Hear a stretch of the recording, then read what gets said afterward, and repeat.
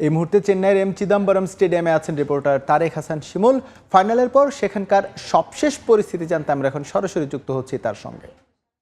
কলকাতার শ্রেষ্ঠত্ব দিয়ে শেষ হলো এবারের আইপিএল এবং কি উৎসবের মঞ্চে রয়েছি একেবারে আমার পেছনেই কিন্তু সব স্টেজ তৈরি এরই মধ্যে এবং কি কিছুক্ষণের মধ্যেই শিরোপা তুলে দেওয়া হবে কলকাতার হাতে। সানরাইজার্স যেভাবে আসলে এবার আইপিএলটা খেলেছে শেষ ম্যাচটা এসে কিন্তু একেবারেই আউট প্লে হয়ে গিয়েছে, মাত্র 113 রানের একটা লক্ষ্য দিয়েছে।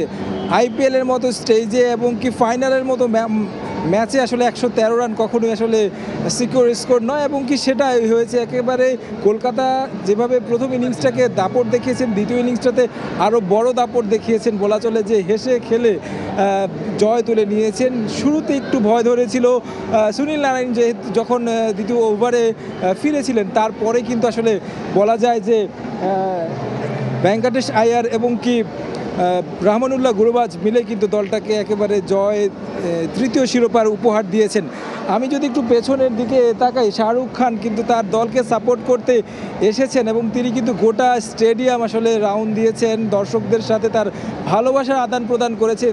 তার যেই আসলে ট্রেডমার্ক একটা নাচ রয়েছে, যেটা আসলে দর্শকরা ভক্তরা দেখতে অপেক্ষা করেন, সেটাই কিন্তু তিনি মাঠে আজকে দেখিয়েছেন। তার ছেলে আরিয়ানও ছিলেন সাথে এবং কি যদি বলি যে অন্যান্য যে দলের তারকারা রয়েছেন তারা সবাই, ক্রিকেটাররাও আসলে ভক্তদের সাথে শুভেচ্ছা বিনিময় করেছেন। আসলে ট্রফি তুলে দেওয়া হবে কিছুক্ষণের মধ্যে। ট্রফি তুলে দেওয়ার জন্য যে আনুষ্ঠানিকতা, সেই আনুষ্ঠানিকতাই চলছে মূলত এখন স্টেডিয়ামে। তবে ক্রিকেটাররা উৎসবে মেতেছেন।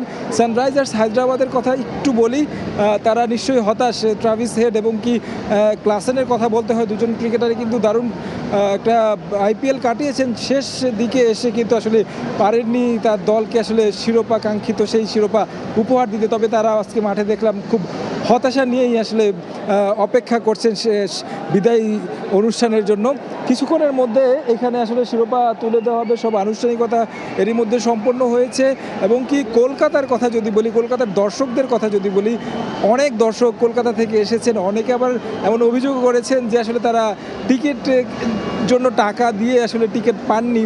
এবং বাংলাদেশি দর্শকদের কথাও বলতে হয়, অনেকেই এখানে আসলে খেলা দেখতে এসেছেন। আমার সাথে অনেকের কথা হয়েছে, তারা আসলে বলছিলেন যে এরকম একটা মানে উত্তেজনা উন্মাদনাময় একটা আসর, কিন্তু শেষটায় এসে এই ধরনের একপেশে ম্যাচ দেখে অনেকটাই হতাশ। সানরাইজার্স হায়দ্রাবাদের ভক্তদের কথা একটু আপনাদেরকে বলতে চাই। আসলে বেশ কয়েকজন ভক্তের সাথে কথা হলো, তারা আসলে বলছিল যে সানরাইজার্স মানে আবারও আসলে জ্বলে উঠবে এবং কি পরবর্তী আসরে তারা শিরোপা জিতবে এমন প্রত্যাশা রেখেছেন। এবং সানরাইজার্স কিন্তু সবশেষ 2018 সালেও কিন্তু ফাইনাল খেলেছিল।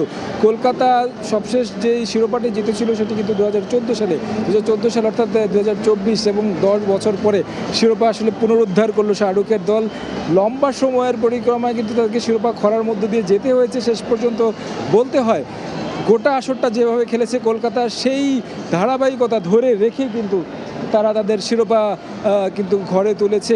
আমি যদি একটু পেছনে দেখানো গেলে আসলে দর্শকরা আসলে বুঝতে পারতে আসলে কী ধরনের উন্মাদনা মানে চলছে। ক্রিকেটাররা এবং কি যারা কর্তা রয়েছেন ক্লাবের, শাহরুখ খান, জুহি চাওলা সহ অন্যান্য যে সুপারস্টাররা রয়েছেন ভারতের এবং কি দক্ষিণ ভারতের যারা সুপারস্টার রয়েছেন, তারাও কিন্তু এখানে উপস্থিত হয়েছেন। এমন একটা আয়োজন আসলে কেউ মিস করতে চান না, যে কারণেই কিন্তু এখানে এসে হাজির হয়েছেন। তবে কিছুক্ষণের মধ্যেই শুরু হয়ে গেছে শিরোপা যে তুলে দেওয়ার যে আনুষ্ঠানিকতা, এটির মধ্যে শুরু হয়ে গেছে। কিছুক্ষণের মধ্যেই শ্রেয়াস আইয়ার ট্রফি নিয়ে আসলে উদযাপন করবেন। তো আইপিএলের সবশেষ খবর আমার কাছে এই ছিল।